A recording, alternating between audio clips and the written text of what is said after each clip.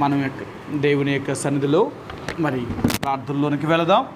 ఈ రాత్రికాల సమయంలో ప్రభు యొక్క సన్నిధిలోనికి ప్రార్థనకి వెళ్ళే ముందుగా దేవుని యొక్క వాక్యం నుండి ఒక లేఖన భాగాన్ని చదువుదామండి. ఆ తర్వాత మనం దేవుని వాక్యం చేత ప్రేరేపించబడిన వారమై ప్రభు యొక్క సన్నిధిలో ప్రార్థనలోనికి వెళదాం. సమూయేలు రాసిన మొదటి గ్రంథము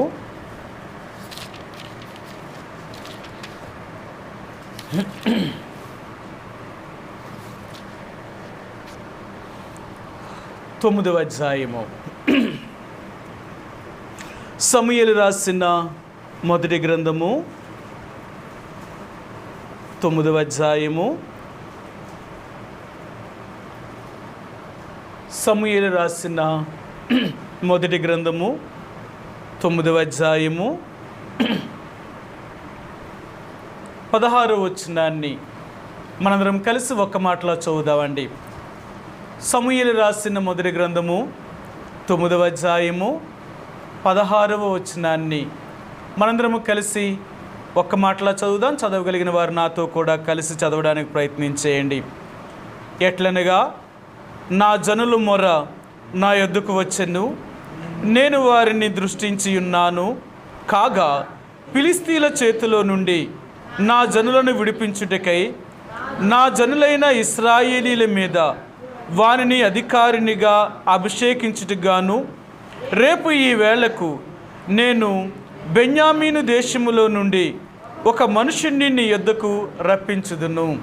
రాత్రికాల సమయంలో చదువుబడిన లేఖన భాగాన్ని దేవుడు దీవించునుగాక. మనం మరి ప్రార్థనకి వెళ్ళే ముందుగా సంఘములో ఉన్న దేవుని యొక్క ప్రజల కొరకు, చెదిరి ఉన్న సార్వత్రిక సంఘము కొరకు, మరి ఎవరైతే అక్కర్లో అనారోగ్యంతో, ఆర్థికమైన సమస్యలతో, ఆయా రకాలైన మరి సమస్యలతో బాధించబడుతున్నారో అలాంటి యొక్క దేవుని యొక్క ప్రజల కొరకే మనం ప్రార్థించడానికి రాత్రికాల సమయంలో మనం దేవుని యొక్క సన్నిధిలోనికి వచ్చాం. కాబట్టి ప్రార్థనకి వెళ్ళే ముందుగా దేవుడు ఏ రీతిగా మన ప్రార్థన వింటాడు అనేది మొదట మనం పరిశీలన చేసుకోవాల్సిన వారికి ఉంటున్నాం. ఎందుకంటే ఏదో మనం వచ్చేమా, ప్రార్థన చేసామా, వెళ్ళేమా అనేటట్టు కాదు. ఎందుకంటే మనం వచ్చి ప్రార్థన చేసినప్పుడు మన దేవుడు విన్నాడా, అది ఎంతో ప్రాముఖ్యమైనది. నేను చేశానా లేదా అనేది ప్రాముఖ్యమైనది కాదు. ఎందుకంటే నువ్వు చేస్తావు, నువ్వు దేవుని యొక్క మందిరానికి వచ్చినప్పుడు నీ సమస్యల కొరకు లేక చెప్పబడిన అంశముల కొరకు నువ్వు ప్రార్థన చేస్తావు. కానీ ఎలాగో ప్రార్థన చేయాలి, ఎలాగో మనం ఉంటే దేవుడు మన ప్రార్థన వింటాడు అనేది మనం గ్రహించవలసిన వారు ఉంటున్నాం. అందుకనే ప్రతిసారి కూడా మనం దేవుని యొక్క సన్నిధిలోనికి వచ్చినప్పుడల్లా ప్రార్థించే ముందు నేను ఎలాగున్నాను, నేను బాగుంటే దేవుడు నా ప్రార్థన వింటాడు, నేను బాగోకుండా అంటే నేను ఆత్మీయంగా లేకుండా నేను ప్రభువును ప్రార్థన చేస్తే దేవుడు నా ప్రార్థన వింటాడా? ఇలా మనం ఎప్పుడైతే పరిశీలన చేసుకొని ఆయనకి ఇష్టమైన వారిగా ఉండి మనం ప్రార్థన చేయగలుగుతామో అప్పుడే దేవుడు మన ప్రార్థనను వింటాడు, మన సమస్యల నుండి విడిపిస్తాడు. సంఘంలో ఉన్న సమస్యల నుంచి కూడా దేవుడు మనల్ని, దేవుని యొక్క సంఘంలో ఉన్న సమస్యలు తీరుస్తాడు. దేవుని యొక్క ప్రజల యొక్క అక్కర్లను కూడా దేవుడు తీరుస్తాడు. ఎందుకంటే మనం వారి కొరకు ప్రార్థన చేస్తున్నాము. కాబట్టి నీతిమంతుల యొక్క ప్రార్థనను దేవుడు అంగీకరించి వారికి తప్పక దేవుడు సహాయం చేయగలిగిన వాడు. ఈ రాత్రికాల సమయంలో మనం ప్రార్థనకి వెళ్ళే ముందుగా మనం చదువుబడిన లేఖన భాగంలో మరి దేవుడు సమూయేలుతో ఈ రీతిగా మాట్లాడుతున్నాడు. ఆయన ఏమంటున్నాడు అంటే, ఈ సమూయేలు రాసిన మొదటి గ్రంథము 9వ అధ్యాయము 16వ వచనంలో ఆయన ఈ మాట అంటున్నాడు. ఆయన ఎట్లనగా, నా జనుల మొర నా యొద్దకు వచ్చెను. మొట్టమొదటిగా దేవుడు ఇశ్రాయేలు జనాంగము గురించి ఆయన చెప్తున్న మాట ఏంటంటే, నా జనుల యొక్క మొర నా యొద్దకు వచ్చింది. అది ఆయన తన ప్రజలు ప్రార్థించినప్పుడు, తన ప్రజలు మొరపెట్టినప్పుడు దేవుడు వారి మొరను ఆలకించాడట. వారి మొర ఆయన యొద్దకు చేరిందంట. నిజంగా బైబిల్ గ్రంథంలో చాలాసార్లు మనం చదువుతూ ఉన్నప్పుడు దేవుని ప్రజలు దేవునికి ప్రార్థన చేస్తున్నప్పుడు దేవుడు వారి ప్రార్థనను అంగీకరించాడు. కొన్నిసార్లు వారు ప్రార్థించినప్పుడు దేవుడు వారి ప్రార్థనను వినలేదు. అందుకని దేవుడు అంటాడు, నేను వారి ప్రార్థన వినకుండా నా చెవులను నేను మూసుకున్నాను అంటాడు ఆయన. ఇదే ఇశ్రాయేలీలు ఇర్మియా గ్రంథములో కానీ యెహెజ్కేలు గ్రంథములో కానీ వీరి జీవితాలను సరిచేసుకోకుండా వారు దేవునికి ప్రార్థన చేసినప్పుడు దేవుడు వారి ప్రార్థనను వినలేదు. వారి ప్రార్థన వినకుండా దేవుడు ఆయన తన చెవులను మూసుకున్నవాడు ఆయన. కాబట్టి ఈ రాత్రికాల సమయంలో దేవుడు తన జనులు మొరపెట్టగా వారి మొర ఆయన యొద్దకు చేరిందంట. ఎప్పుడు చేరింది, ఎలాగూ చేరింది, దేవుని యొక్క సన్నిధిలో వారు ఎలాగూ ప్రార్థించినప్పుడు దేవుడు విన్నాడు అనేది మనం తెలుసుకోవలసిన వారిగా ఉంటున్నాం. ఇప్పుడు ఇశ్రాయేలీలు దేవునికి మొరపెట్టగా దేవుడు వారి మొర ఆలకించాడట. ఈ అధ్యాయంలో మనం చదివితే దేవుని యొక్క ప్రజల యొక్క మొర ఆయన యొద్దకు చేరింది. మీకు ఇదే మాట నిర్గమాకాండం 3వ అధ్యాయంలో కూడా అంటాడు. ఇశ్రాయేలీలు మొరపెట్టగా యెహోవా వారి మొర ఆయన యొద్దకు చేరును అంటాడు ఆయన. సరే, మీకు ఆ మాట కూడా చూపిస్తాను. నిర్గమాకాండము 3వ అధ్యాయము. ఇశ్రాయేలీలు దేవుని యొక్క సన్నిధిలో వారు ప్రార్థించారట. ఎలాగో ప్రార్థించారో మీకు ఒక మాట జ్ఞాపకం చేస్తాను. 3వ అధ్యాయము, క్షమించండి, 2వ అధ్యాయము 23వ వచనంలో ఉందండి. 2వ అధ్యాయము నిర్గమాకాండము 2వ అధ్యాయము 23వ వచనం. మోషే, క్షమించండి, 3వ వచనం, నిర్గమాకాండము 2వ అధ్యాయం 23వ వచనం. అలాగున అనేక దినములు జరిగిన మీదట ఐగుప్తు రాజు చనిపోయెను. ఇశ్రాయేలీలు తాము చేయుచున్న వెట్టి పనులను బట్టి నిట్టూర్పులు విడిచుచు మొరపెట్టుచుండగా తమ వెట్టి పనులను బట్టి వారు పెట్టిన మొర దేవుని యొద్దకు చేరెను. ఎప్పుడు వీరు మొర చేరింది అంటే వారు పడుతున్న బాధ, వారు పడుతున్న శ్రమ, వారు అనుభవిస్తున్న శ్రమ కష్టములో ఎంత తగ్గించుకొని దీనులుగా ప్రార్థన చేశారు. మీ అందరికీ తెలుసు కదా, దేవుడు ఎవరినైనా దృష్టించాలి అంటే తమను తాము తగ్గించుకొని తమ చెడు మార్గమును విడిచి దేవునికి ఎప్పుడైతే ప్రార్థన చేయగలుగుతారో నిజంగా దేవుడు వారి ప్రార్థన వింటాడు. ఇశ్రాయేలీలు ఈ నిర్గమాకాండములో ఐగుప్తు దేశములో వీరెంతో బానిసలుగా శ్రమను, దుఃఖాన్ని, బాధను అనుభవిస్తున్న ఈ పరిస్థితుల్లో వారు దేవునికి మొరపెట్టారట. దేవునికి మొరపెట్టగా వారి మొర దేవుని యొద్దకు చేరింది అంటున్నాడు ఆయన. అంటే వారు ఎంత కష్టములో, ఎంత బాధలో దేవునికి ప్రార్థన చేశారు. అంతేకాదు, అలాంటి బాధలు, కష్టాలు వీళ్ళకి రావడం వల్ల వీరు విరిగి నలిగిన వారుగా చేయబడ్డారు, దీనులుగా చేయబడ్డారు, తగ్గించుకునేవారుగా చేయబడ్డారు. వారి చెడుతనాన్ని విడిచిపెట్టడానికి అవకాశం కలిగింది. మొదటి సమూయేలు రాసిన మొదటి గ్రంథము 9వ అధ్యాయంలో కూడా అమోనీల రాజైన నాహోసు ఇశ్రాయేలు ప్రజల మీదకు యుద్ధానికి వచ్చినప్పుడు ఆ యుద్ధంలో వీరు భయపడి ఇశ్రాయేలు ప్రజలు వారు ఎంతో జడిసినప్పుడు అప్పుడు వీరు ప్రార్థన చేశారన్నమాట. ప్రభువా, ఈ అమోనీల రాజైన నాహోషు యొక్క చేతిలో నుంచి మమ్మల్ని విడిపించు తండ్రి, మమ్మల్ని రక్షించు తండ్రి. ఇప్పటికే మేము ఎన్నో శ్రమల గుండా ఫిలిస్తీన్ల చేతిలో అనపబడి ఎంతో శ్రమ అనుభవిస్తున్నాము. ఇప్పుడు అమోనీల రాజైన నాహోషు కూడా వచ్చి మా మీదకి దాడి చేసి మమ్మల్ని ఎంతో బాధ పెట్టాలనుకుంటున్నాడు. ఇలాంటి కష్టకాలంలో ఉన్నాము, ఇలాంటి బాధకరమైన పరిస్థితుల్లో ఉన్నాము. తండ్రి, మమ్మల్ని విడిపించు, మమ్మల్ని రక్షించు అని వారెంత దీనులుగా దేవుని దగ్గర తగ్గించుకుంటున్నారు. మీకు ఎన్నోసార్లు చెప్తూ వచ్చాను, మనం అనుభవిస్తున్న కష్టాలే, మన బాధలే మనల్ని తగ్గించుకునేలాగా చేసి దేవుని దగ్గరికి వెళ్ళి ప్రార్థించేలాగా చేస్తూ ఉంటాయన్నమాట.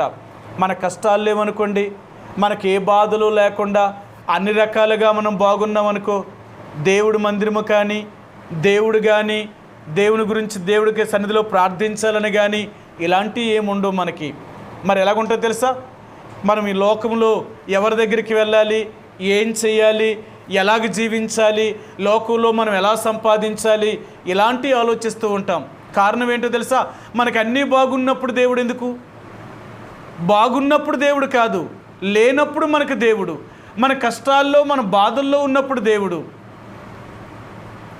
కాబట్టి ఈ రాత్రి దేవుడు మరలా జ్ఞాపకం చేసేది ఏంటంటే, మనం బాగున్నప్పుడు కూడా దేవుడి దగ్గర ఉన్నప్పుడే మన కష్టంలోనికి ప్రవేశించకుండా దేవుడు కాపాడుతాడు. మనం బాగున్నప్పుడు దేవుని విడిచిపెట్టి బాగోలేనప్పుడు దేవుడి దగ్గరికి వస్తే మన కష్టాలు గుండా వెళ్ళవా నువ్వైనా నేనైనా? అందుకనే అన్ని సమయాలలో మనం దేవుడితోటే ఉండాలా, లేకపోయినా ఉండాలి, ఉన్నా దేవుడితోటే ఉండాలి. కానీ ఇశ్రాయేలీలు బైబిల్ గ్రంథంలో దేవుణ్ణి నమ్ముకున్న అనేక మంది దేవుని యొక్క ప్రజలు లేనప్పుడేమో దేవుడి దగ్గరికి వచ్చి ఏడ్చేవారు, వాళ్ళకి కలిగిన పరిస్థితులు బాగున్నప్పుడు దేవుని వదిలిపెట్టి వెళ్ళేవారు, మళ్ళీ వారి కష్టాలు పాలయ్యేవారు, మరలా వారి కష్టాల గుండా వెళ్ళినప్పుడు మళ్ళీ దేవుడి దగ్గరికి వచ్చేవాడు. దేవుడు మరలా వారి ప్రార్థన విని వారిని జ్ఞాపకం చేసుకొని ఏదో దేవుడు వారికి సహాయం చేస్తే మళ్ళీ వారు దేవుని వదిలిపెట్టి వెళ్ళేవారు. కొన్నిసార్లు దేవుడు అనుకున్నాడు, ఇంకెన్నిసార్లు ఇలాగా వాళ్ళ కష్టాల్లో రావడం, నేను వారి కష్టాల నుంచి విడిపించడం, మరలా వీరు నన్ను వదిలిపెట్టి వెళ్ళడం, మరలా వీరు నా దగ్గరికి వచ్చి ఏడిస్తే మళ్ళీ కష్టాలు రాగానే నా ప్రజలు నా దగ్గరికి వచ్చి ఏడిస్తే మరలా నేను వారి ప్రార్థన విని మరలా వారి కష్టాల నుంచి విడుదల చేయడం, మరలా వారు నన్ను వదిలిపెట్టి బయటికి వెళ్ళడం, ఇంతేనా? ఇదేనా వాళ్ళ పరిస్థితి? కొన్నిసార్లు దేవుడు అనుకుంటాడు, ఎందుకు ఇలాంటి వారికి నేను సహాయం చేయాలి? ఒకవేళ నేను సహాయం చేయకుండా ఉంటేనే వీళ్ళు ఎప్పుడూ నాతో ఉంటారు. కొన్ని కష్టాలు బాధలే దేవుణ్ణి మనం విడవకుండా దేవుడు దగ్గరగా ఉండడానికి మనకు ఎంతో సహాయం చేస్తూ ఉంటాయండి. కాబట్టి కొన్నిసార్లు దేవుడు అలాంటి కష్టతరమైన పరిస్థితుల గుండానే తీసుకెళ్ళడానికి ఇష్టపడతారు. మీ అందరికీ తెలుసు, దరిద్రుడైన లాజరు ఆయన ఊహ వచ్చిన దగ్గర నుంచి మరలా ఆయన మరణించేదాకా ఆ దరిద్రాన్ని అనుభవించి చనిపోయాడు ఆయన. ఒకవేళ లాజరు కూడా ఎన్నోసార్లు ప్రార్థన చేసి ఉండొచ్చు, దేవుణ్ణి అడిగి ఉండొచ్చు, దేవుని ఎరిగినవాడు కాబట్టి. కానీ దేవుడు అతనికి ఎప్పుడూ కూడా బాగు చేసినట్లు కానీ, తన కష్టాల నుంచి విడిపించినట్లు కానీ, తన స్థితిని మరలా ఉన్నతమైన స్థితిలో తీసుకెళ్ళినట్లు కానీ లేదు. అతడు దరిద్రుడిగానే పుట్టాడు, దరిద్రుడిగానే పెరిగాడు, దరిద్రుడిగానే చనిపోయాడు. ఇతడు ఎంత దేవునికి ప్రార్థన చేసినా దేవుడు అతని ప్రార్థనను కూడా విని ఆయనకి సహాయం చేయలేదేమో. ఒకవేళ దేవుడు అతని ప్రార్థన వినినా సహాయం చేయడానికి, ఒకవేళ నేను ఎక్కడ సహాయం చేస్తే వీడా ధనవంతుల్లాగా అయిపోయి నన్ను విడిచిపెట్టి వెళ్ళిపోతాడేమో అని దేవుడు వారికి సహాయం చేయలేదేమో. మరి ఇతను దేవుడిని ఎరిగిన వాడే, దరిద్రుడైన లాజరు కూడా, ధనవంతుడు కూడా దేవుడిని ఎరిగిన వాడే. మరి ఆయన దేవుని ఎరిగిన వాడే, ఈయన దేవుని ఎరిగిన వాడైనప్పుడు వీళ్ళ దేవునికి ప్రార్థించకుండా ఎలాగుంటారు? దరిద్రుడైన లాజరు ఎన్నో కష్టాలు అనుభవిస్తున్నప్పుడు మరి ఎందుకు ప్రార్థన చేయడు? కొన్నిసార్లు దేవుడు కూడా మనల్ని అదే భేద స్థితిలో లేక అదే కష్ట స్థితిలో అదే శ్రమలో విడిచిపెట్టడానికి దేవుడు ఇష్టపడతాడు. కారణం ఏంటో తెలుసా?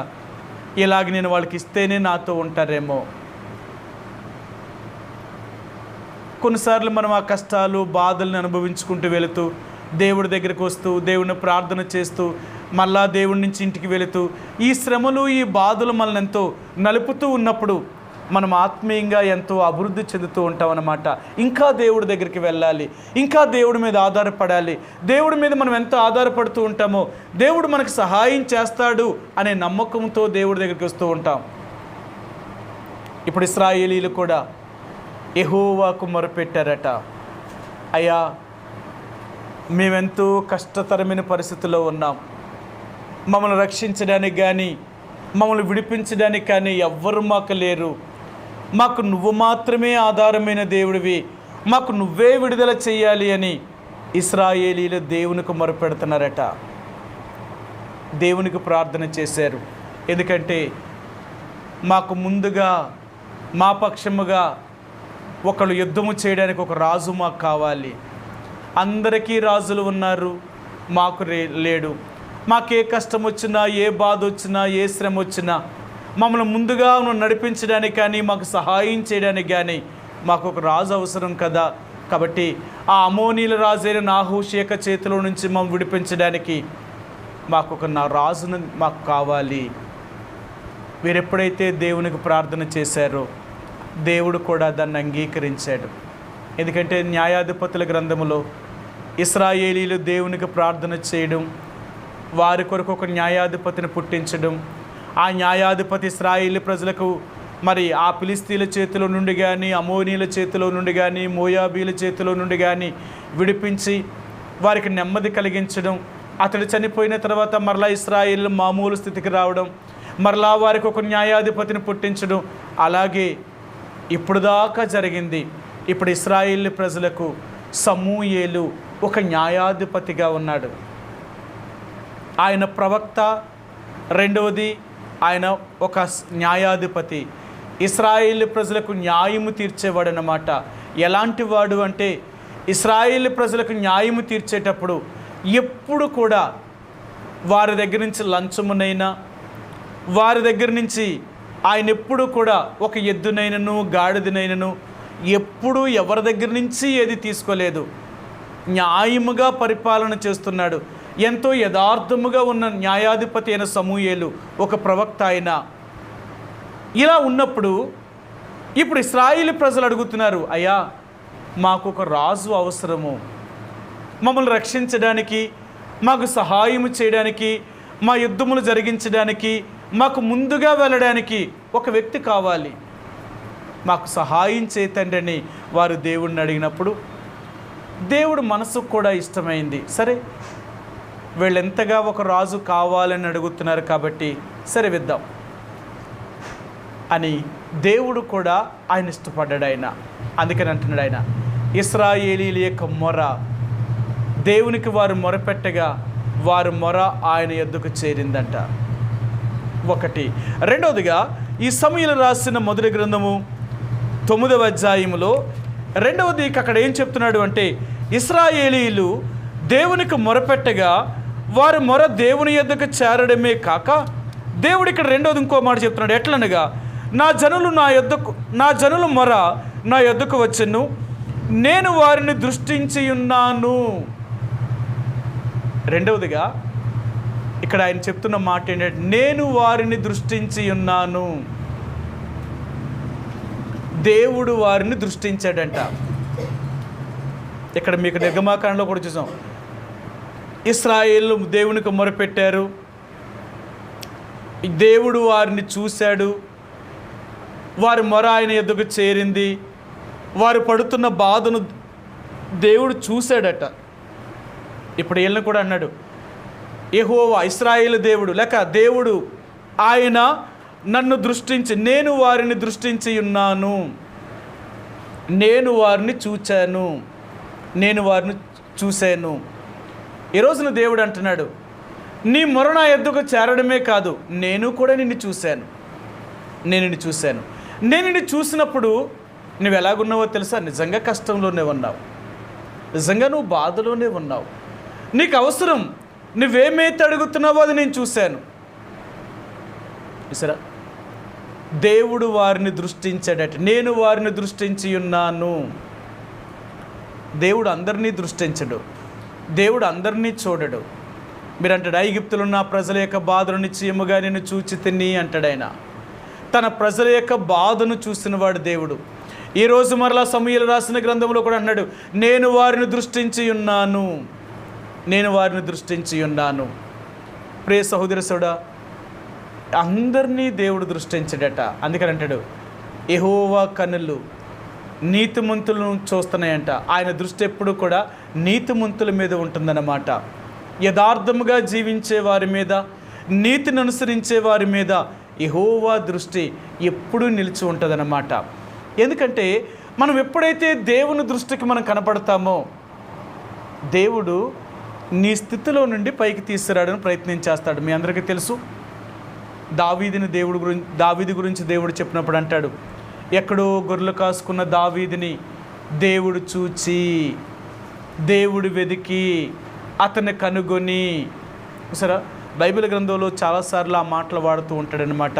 నేను అతన్ని కనుగొని ఉన్నాను, లేక నేను అతను దృష్టించి ఉన్నాను, లేక ఆ మనిషిని నేను చూశాను అని దేవుడు ఇలాంటి మాటలు వాడుతూ ఉంటాడు.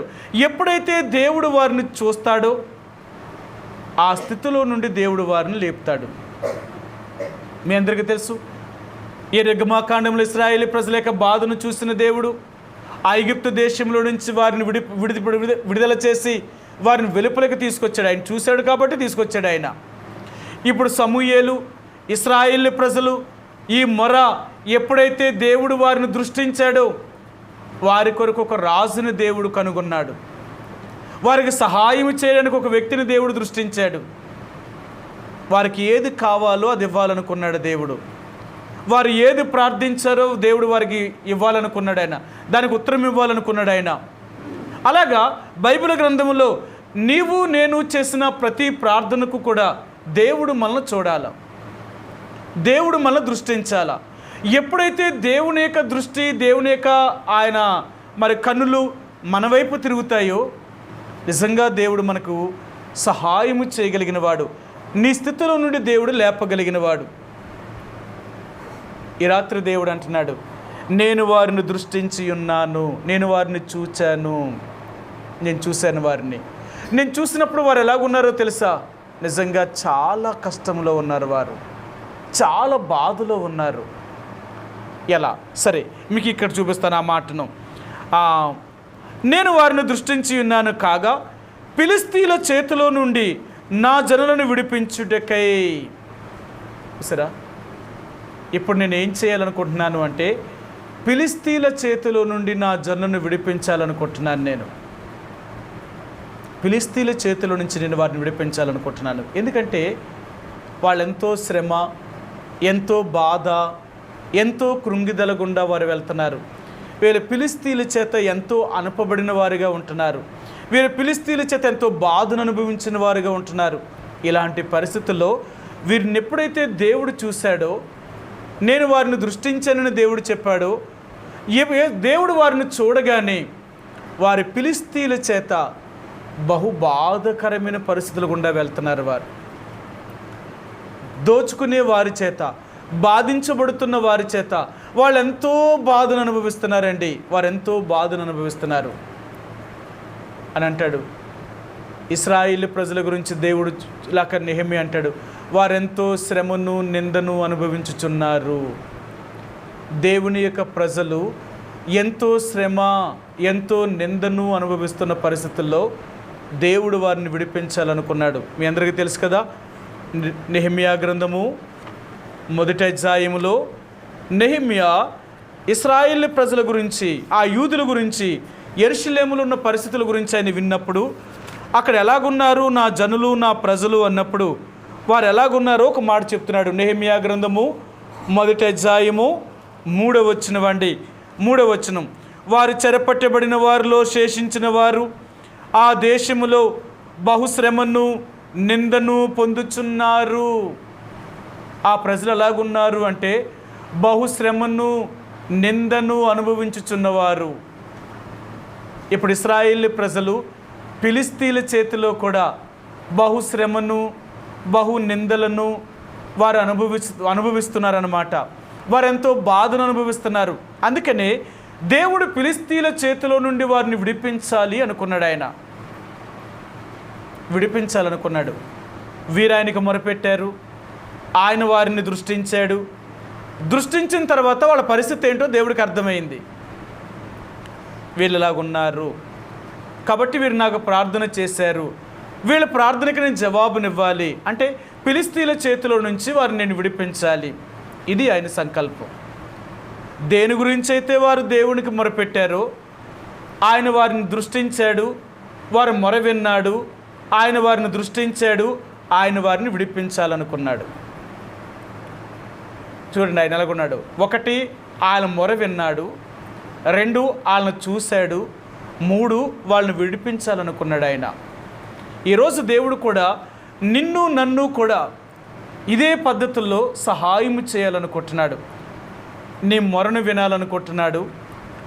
2 నీ మీద దృష్టి ఉంచాలనుకుంటున్నాడు, నిన్ను చూడాలనుకుంటున్నాడు. 3 నిన్ను విడిపించాలనుకుంటున్నాడు, నీకు సహాయం చేయాలనుకుంటున్నాడు.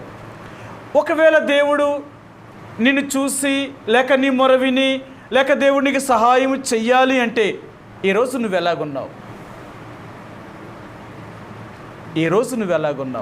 ఇప్పుడు నువ్వు ఎలాగున్నావు? ఆయన్ని మొర వినేటట్లు ఉన్నావా? ఆయన చూసేలాగా నువ్వు ఉన్నావా? నీ శ్రమలో నుంచి దేవుడిని విడిపించే స్థితిలో నువ్వు ఉన్నావా? ఒకవేళ అలాగ లేకపోతే నీ మొర వినడు, ఆయన నిన్ను దృష్టించడు, ఆయన నీకు సహాయం చేయడు. ఎందుకు అలాగుంటాడు అంటే, మనం సరిలేనప్పుడు, మనం దేవుడు మాట వినలేనప్పుడు, దేవుడు చెప్పినట్లుగా మనం జీవించలేనప్పుడు నువ్వెంత ప్రార్థన చేస్తే నీ మొర వింటాడు ఆయన. నువ్వు ఎంత వేదన పడితే ఆయన నిన్ను దృష్టిస్తాడు ఆయన. నీ కష్టాల నుంచి ఎలా విడిపిస్తాడు ఆయన. ఒకరిని విడిపించాలన్నా, వారిని దృష్టించాలన్నా, వారు మొర వినాలి అన్నా, ఆ మనుషుడు దేవునికి తగినట్లుగా తమ్మును తాము తగ్గించుకొని దీనుడుగా ఎంత విధేయత కలిగి దేవుడి దగ్గరికి వస్తాడో అప్పుడే దేవుడు వారి ప్రార్థన వినగలిగిన వాడు. అందరినీ దేవుడు దృష్టించలేడండి. మీ అందరికీ తెలుసు కదా, ఎవడు దీనుడై నలిగిన వాడై నా మాట విని వణుకుచుంటాడో వానినే నేను దృష్టించగలుగుతాను. నేను ఎవరినైనా చూడాలి అంటే అతడు విరిగిన వాడై నా మాట విని వణుకుచుండిన వాడై ఉండాలా. నేనంటే వాడికి భయం ఉండాలా, నేనంటే వాడికి తగ్గించుకునే స్థితిలో ఉండాలా. కాబట్టి ప్రియ సహోదరి సోదరుడా, ఈ రాత్రికాల సమయంలో దేవుడు నిన్ను నన్ను కూడా సహాయం చేయాలన్నా, నిన్ను దృష్టించాలన్నా, నీ మొర వినాలన్నా మనం దీనులుగా ఉన్నామంటావా? తగ్గించుకుంటున్నామా? దేవుడి దగ్గర వినయముతో ఆయన దగ్గర సేవించగలుగుతున్నామా? ఆయన ఎంత నమ్మకంగా మనం సేవించగలుగుతున్నాం? ఇలాగ మనం లేకుండా మనం దేవుడి దగ్గరికి వచ్చి ప్రార్థన చేస్తే దేవుడు వింటాడా? ఇశ్రాయేలు జనాంగం గురించి కానీ, ఎఫ్రాయిమును గురించి కానీ అంటాడు. వాళ్ళ గురించి దేవుడు చాలా కఠినమైన మాటలు మాట్లాడాడు. వీరు మెడ వంచని వారు, వీరు లోబడనల్లని వారు. సరే, ఇశ్రాయేలు ప్రజల గురించి దేవుడు అంటాడు, వారు లోబడనల్లని ప్రజలు. మోషే, వీరు లోబడనల్లని వారు, వీళ్ళు బహుమూర్ఖులలో, వీళ్ళు నా మాట వినేవారు కాదు. ఇలాంటి ప్రజలన నేను విడిపించేది, ఇలాంటి ప్రజలతోట నేను వచ్చేది. నేను ఈ ప్రజలతో రాను, వీరితో ఉండను, నువ్వే వారిని తీసుకుని పో అంటాడు ఆయన. కాబట్టి రాత్రికాల సమయంలో దేవుడు మనకు నేర్పించాలనుకునేది ఏంటంటే, మనం నిజంగా దేవుడి దగ్గర తగ్గించుకోగలుగుతున్నామా? నిజంగా దేవుడి దగ్గర విరిగి నలిగిన వారిగా మనం నిజంగా భయాన్ని కలిగి ఉంటున్నామా? ఎంత దేవుడికి నమ్మకంగా మనం విధేయత చూపిస్తున్నాం? ఒకవేళ అలాగ లేకపోతే దేవుడిని నా ప్రార్థనను అంగీకరించడు ఆయన.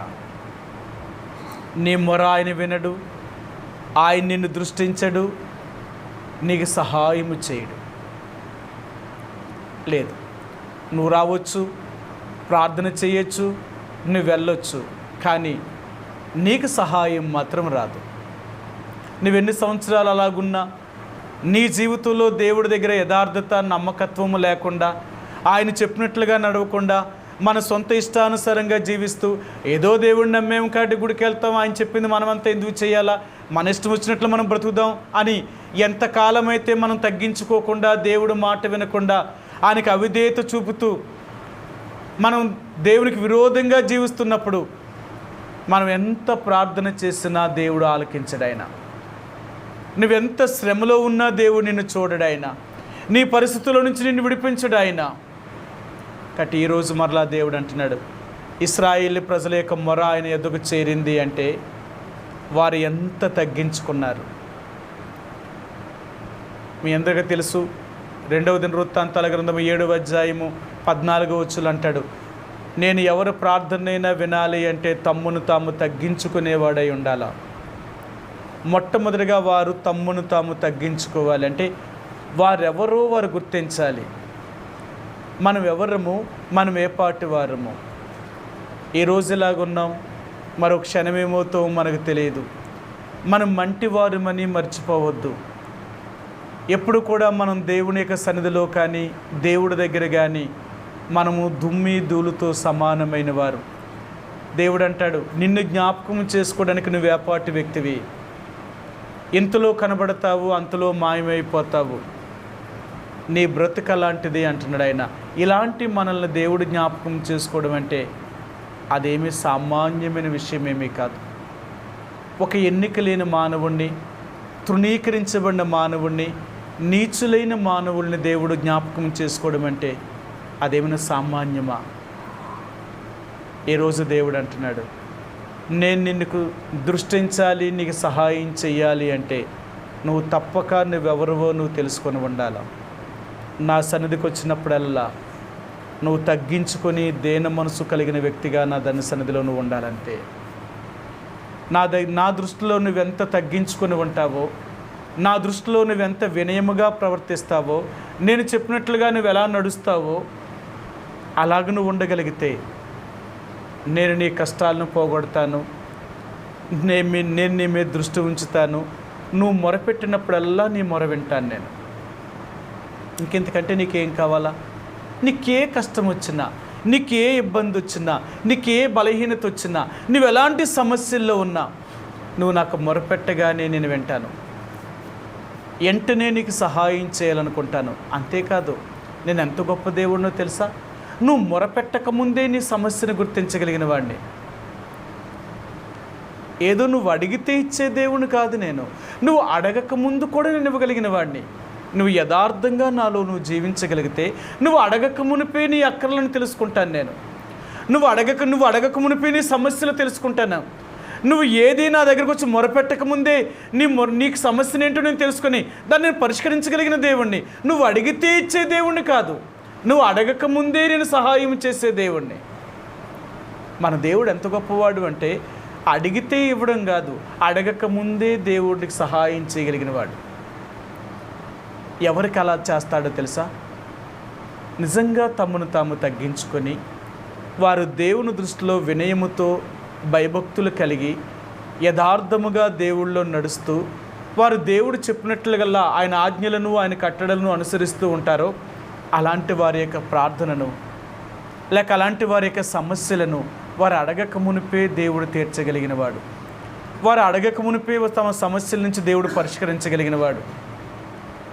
మీరు బైబిల్ గ్రంథంలో కానీ లేక లోకంలో ఉన్న దైవజనులైన భక్తుల యొక్క జీవితాలు చదివినప్పుడు చూడండి, వాళ్ళు తమ గురించి తామేమీ ప్రార్థన చేసుకోలేదు. ప్రభువా మాకు ఇది కావాలి, ప్రభువా మాకు అది కావాలి, నేను ఇలాంటి అవసరతలో ఉన్నాను, ఇలాంటి అక్కర్లో ఉన్నాను. వాళ్ళు ఇప్పుడు తమ గురించి తాము చేసుకున్న చాలా తక్కువ. వారు దేవుని యొక్క పరిచర్య కొరకు, దేవుని యొక్క ప్రజల కొరకు, సమస్యల కొరకు, వారు దేవుని ప్రజలు అనుభవిస్తున్న వారి సమస్యల కొరకు ప్రార్థన చేశారే తప్ప వాళ్ళ గురించి వారు ప్రార్థన చేసింది చాలా తక్కువ. మీరు చాలాసార్లు మరి దైవజనుడు భగత్ సింగ్ గారి గురించి కూడా ఆయన గురించి ప్రార్థనా వీరుడు అంటారు. ఆయన నిజమే. దైవజనుడు భగత్ సింగ్ గారు ప్రార్థన ప్రారంభిస్తే ఆయన 10 గంటలకు 11 గంటలకు ఆయన ప్రార్థనలోకి వెళ్తే తెల్లవారు 4-5 గంటల వరకు కూడా ఆయన ప్రార్థనలోనే అలాగుండేవాడట. ఇంతసేపు ప్రార్థన చేసేవాడు ఆయన. ఎందుకు అంతసేపు ప్రార్థన చేసేవాడు? ఎందుకు అంతసేపు దేవుడి దగ్గర కనిపెట్టేవాడు? ఎవరి కోసం అంత ప్రార్థన అయినా? చాలాసార్లు మనం కూడా ప్రార్థన చేస్తాం. కొన్నిసార్లు మనకు నిద్ర పట్టదు. మన సమస్యలు, మన కష్టాలు, మన బాధల వల్ల నిద్ర పట్టలేనప్పుడు మనం ప్రార్థనలోనికి ప్రార్థన చేద్దాం దేవుడి దగ్గరని ప్రార్థన చేస్తాం. ఆ ప్రార్థన చేసేటప్పుడు సమయం కూడా మనకు తెలియదు అన్నమాట. ఎంతసేపు దేవుడి దగ్గర ఏడుస్తామో, ఎంతసేపు మన సమస్యను చెప్పుకుంటామో. ప్రభువా నా కష్టం ఇలాగుంది, నేను ఇలాంటి ఇబ్బందులు గుండా వెళ్తున్నానే, ఇలాంటి సమస్యలు నన్ను నిద్రపోకుండా కూడా నన్ను చేస్తున్నాయే, నా సమస్యలు నన్ను ఇంత వేధిస్తున్నాయే. ఇంకా తెల్లవారులు మనం అలా ఉండిపోతాం అన్నమాట. కొన్నిసార్లు నిద్ర పట్టక మన గురించే, ఇతరుల గురించి మనం ఎప్పుడు ఉండం. కానీ దైవజనుడు ఆ రాత్రుల్లో ఆయన ప్రార్థన చేసేటప్పుడు తన కోసం తను ఎప్పుడూ ప్రార్థించేవాడు కాదట. ప్రపంచ దేశాల్లో దేవుని యొక్క పరిచర్యలో ఉన్న దైవజనులు కానీ, విశ్వాసులైన వారు కానీ భగత్ సింగ్ గారికి ఎన్నో ఉత్తరాలు రాసేవారట, లెటర్స్. అన్న మా కోసం ప్రార్థన చేయండి, మేము ఇలాంటి సమస్యల్లో ఉన్నాం, మా కోసం ప్రార్థించండి, ఇలాంటి బలహీనతలో ఉన్నాం, మా కోసం ప్రార్థించేటువంటి అవసరతలో ఉన్నాం. ఇలాగా ఎన్ని సంఘాల నుంచో అనేక మంది ఆయనకు ఉత్తరాలు రాసేవారట. ఎందుకో తెలుసా? ఆ దైవజనుడు ప్రార్థన చేస్తే మా సమస్యలు తీరుతాయి.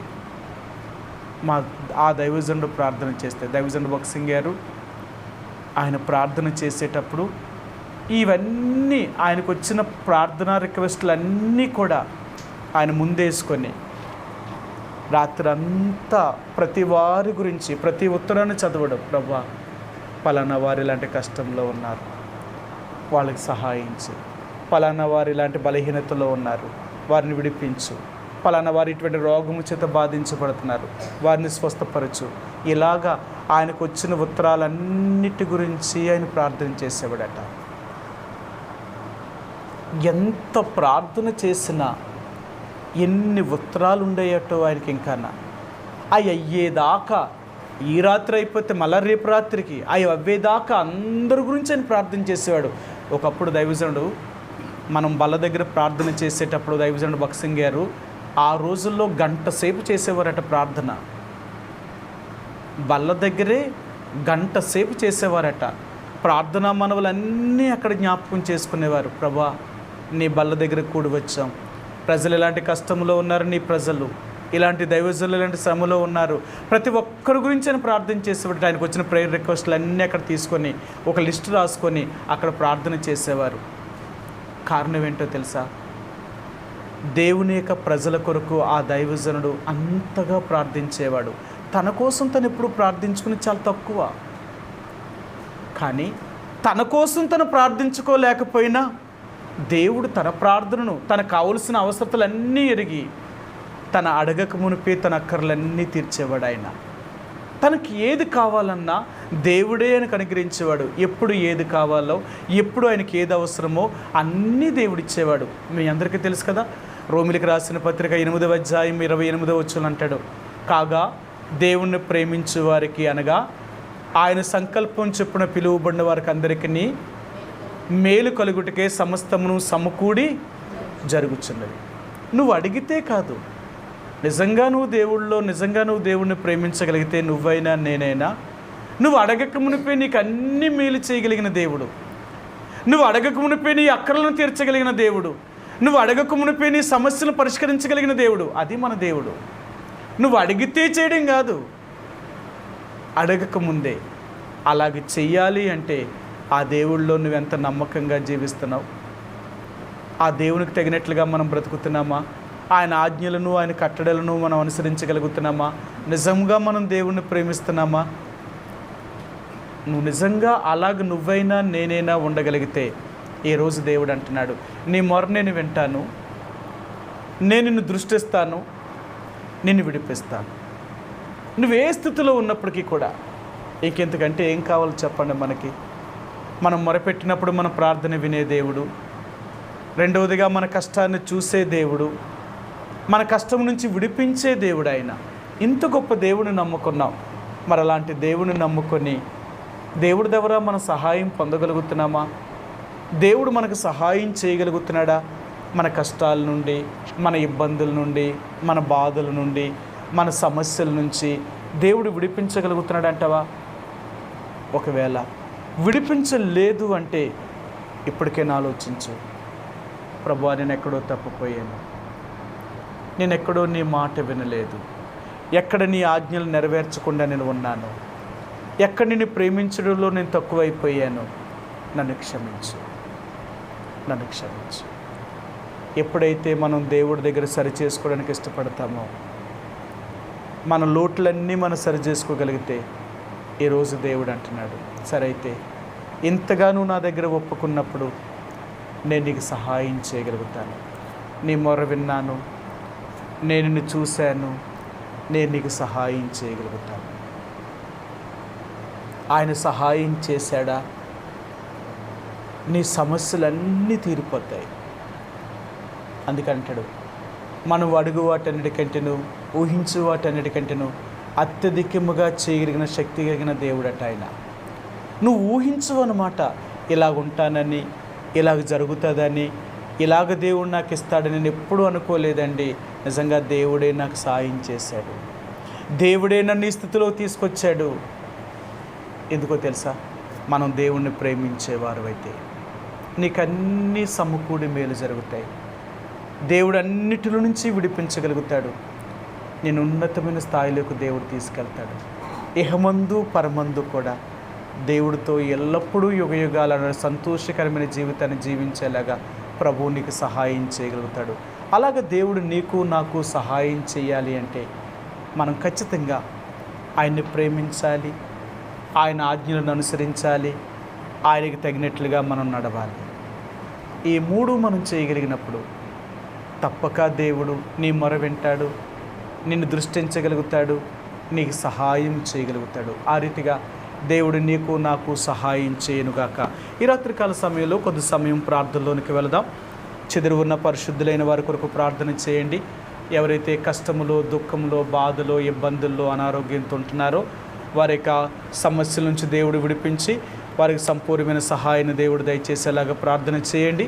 అలాగే దైవజనులైన వారి కొరకు, రక్షణ లేని వారి కొరకు, అలాగే రక్షించబడి నామకార్థమైన స్థితిలో సాతానుడి చేత మోసగించబడి తప్పుడు బోధల్లోనూ తప్పుడు బోధకుల చేతిలోనూ నామకార్థమైన జీవితాన్ని జీవిస్తున్న వారిని దేవుడు వారిని విడిపించి వారికున్న శత్రు యొక్క మోసకరమైన పరిస్థితి నుంచి విడిపించి తప్పుడు బోధల నుండి తప్పుడు బోధకుల చేతుల నుంచి వారిని రక్షించేలాగా ప్రార్థన చేయండి. వాక్యానుసరమైన జీవితాన్ని వారు జీవించేలాగా. అలాగే హెబ్రోనులో జరుగుతున్న పరిచర్య కొరకు, అలాగే ప్రపంచ నలుమూలన్న దేవుని యొక్క ప్రజల కొరకు, హింసించబడుతున్న వారి కొరకు, ఇబ్బందుల్లో ఉన్న వారి కొరకు, అనారోగ్యంతో ఉన్న వారి కొరకు, బాధించబడుతున్న వారి కొరకు ప్రార్థించండి. అలాగే తిరిగి హైదరాబాద్లో హెబ్రోను కొరకు ప్రార్థన చేయండి. అక్కడ ఉన్న దైవ సేవకులైన వారు, సేవకురాండ్ల కొరకు, అలాగే 4 గంటల బోధలు నమ్మకంగా సేవను చేస్తున్న దైవ సేవకులైన వారి కొరకు, అలాగే సంవత్సరాంతం యొక్క పరిచర్య కొరకు ప్రార్థన చేయండి. 31వ తేదీ పరిచర్య కొరకు, అలాగే ప్రభు చిత్తమైతే ఈ డిసెంబర్ నెలలో 2 దినాలు నర్సీపట్నం చుట్టుపక్కల ప్రాంతాల్లో దేవుని సువార్తను ప్రకటించాలనుకుంటున్నాం. ప్రభువును ప్రార్థన చేస్తున్నాం. ఎక్కడెక్కడ చేయాలి, ఎలాగ చేయాలని ప్రార్థన చేస్తున్నాం.